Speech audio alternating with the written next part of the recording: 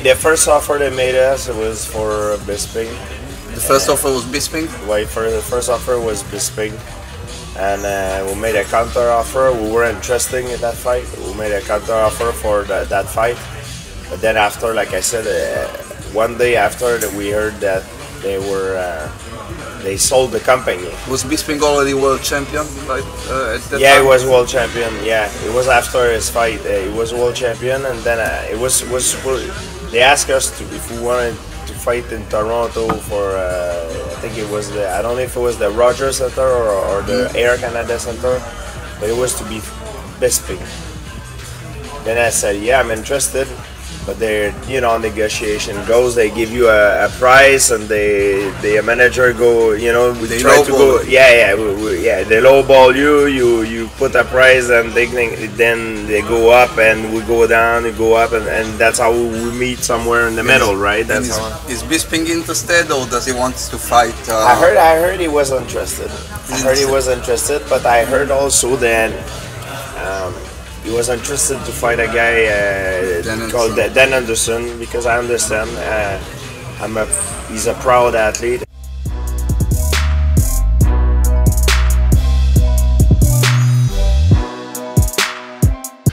Who's next? Who's next? I would love to fight Georges St. Pierre. He would love to fight me. That's the most important fight of my legacy in my career. So I would like to get that sooner than later. I'm in my prime and peak. I think rumor has it that he's starting the process to be able to get back in there and compete, and I'm excited about the opportunity. We might have had a text message about the potential of us fighting, and I think both of us mutually agreed that it was a good idea. Can you take the phone out and show us the text? I'm just kidding. You don't have to show us your phone. So the text. So you both want to do it. You both mutually want to do it. Dana White, if you're out there watching, he watches all these. He loves us at the buzzer. Dana, if you're watching, let's just do it. Let's do it. What UFC do you want? There's nothing to think about. What do you want to do? I like UFC 205. It's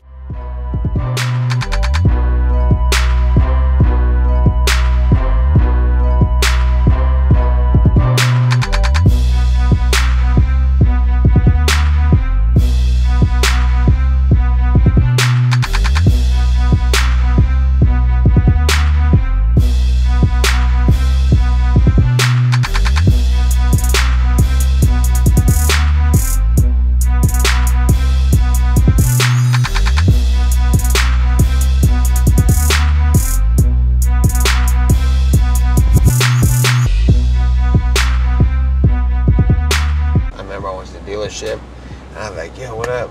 I'm trying to get a Cadillac. And it was like a Chevy dealership. I don't even know how dealerships work. They're like, I want a Cadillac. And I, well, how much are you looking to spend? And I was like, probably like $9,000. And he's like, okay, here, come over here. And he brought me in the direction of this little Honda Civic. I was like, what?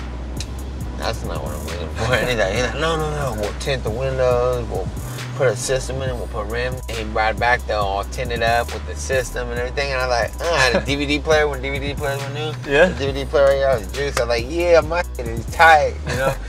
I had like some 12s in the trunk, and I was like, dumped. And then I found out how much houses were on the market was high. Houses, like a house we lived in, they were trying to sell us for like $750,000. And I was like, are you kidding me? I got like $15,000 for that fight, after the Ultimate Fighter, and I thought I was like completely rich and gonna buy all kinds of things, but I didn't have no concept of what stuff costed.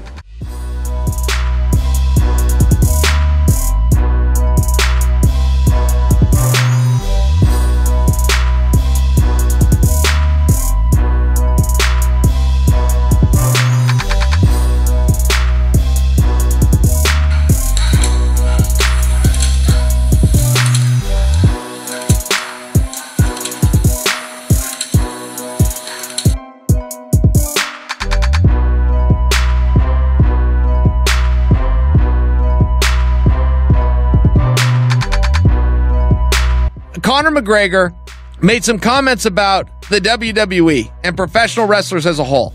So Conor McGregor comes out, calls them all pussies. That's a quote. Those WWE guys are pussies. To be honest, they're messed up pussies, if you ask me.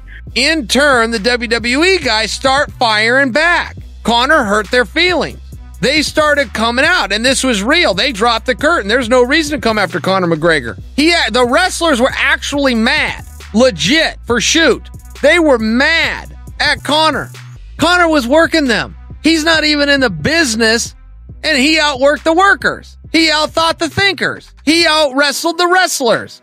Ric Flair came out, and Ric Flair put out a tweet that said, those are pretty big words for somebody that's made a career off of stealing my gimmick. And then he puts out a side-by-side photo of himself and Conor McGregor to prove the fact that Conor has ripped off his angle. And I'm staring at the photo. I follow Ric Flair's career. I'm staring at the photo and going, wait a minute. The only two things that you both have in common is that you've got a microphone in front of your mouth. One is a picture of Ric Flair with bleach blonde hair, his mouth open, yelling into a microphone, which I would imagine was, woo! And the next was Conor McGregor standing there with a microphone. One guy's got a beard, one guy doesn't. One guy's got bleach blonde hair, one guy's got red hair, one guy's got no tattoos, one guy's got a tattoo all the way up his neck to his chin.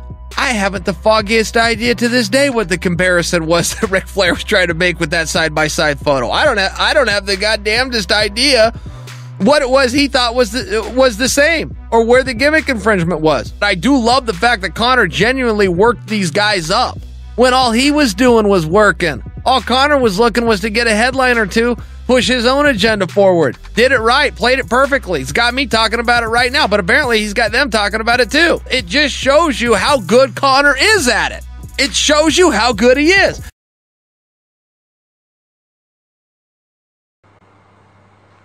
Chef McGregor here, yeah?